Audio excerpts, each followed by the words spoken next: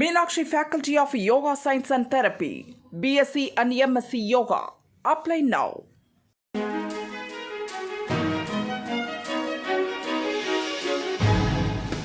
தட்டை, சீடை, முறுக்கு, ரிப்பன் போகடா, அதிரசம் என்ன வேணாலும் செய்யுங்க.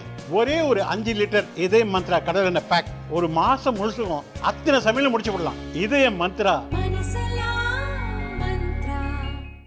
சிவகங்கை திருபுவனத்தில் நகை காணாமல் போன விவகாரத்தில் கோயில் காவலாளி அஜித்குமார் போலீஸ் விசாரணையில் இருந்தபோது மரணமடைந்தது தமிழகம் முழுதும் அதிர்வலைகளை ஏற்படுத்தியிருக்கிறது. இந்த விவகாரத்தில் 5 போலீசார் கைது செய்யப்பட்டு 15 நாள் நீதிமன்ற காவலில் சிறையில் அடைக்கப்பட்டுள்ளனர்.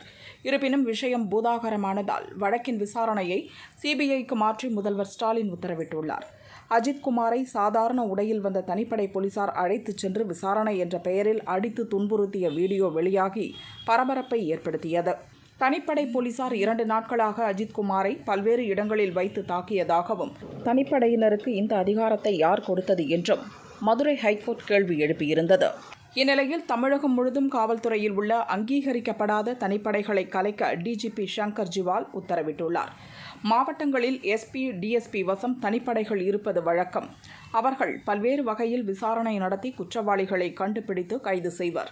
இந்த தனிப்படைகளில் செயல்படும் போலீசார் பெரிய அளவிலான குற்றங்களில் ஈடுபட்ட குற்றவாளிகளை கைது செய்யும் போது அவர்களுக்கு அதற்கான பாராட்டுகளும் கிடைக்கும்.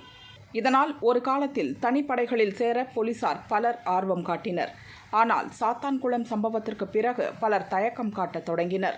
இப்போது இளைஞர் அஜித்குமார் போலீஸ் விசாரணையில் இறந்த சம்பவம் பூதாகரமாக கிளம்பியுள்ளதால் தனிப்படையில் உள்ள போலீசார் தாங்களாகவே முன்வந்து காவல் நிலைய பணிகளுக்கு விருப்ப மாறுதல் கேட்பதாக கூறப்படுகிறது.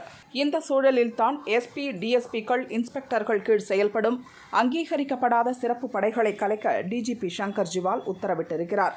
குற்ற சம்பவங்கள் நடக்கும்போது வழக்கின் தன்மைக்கேற்ப தனிப்படைகள் அமைத்து விசாரிக்க வேண்டும்.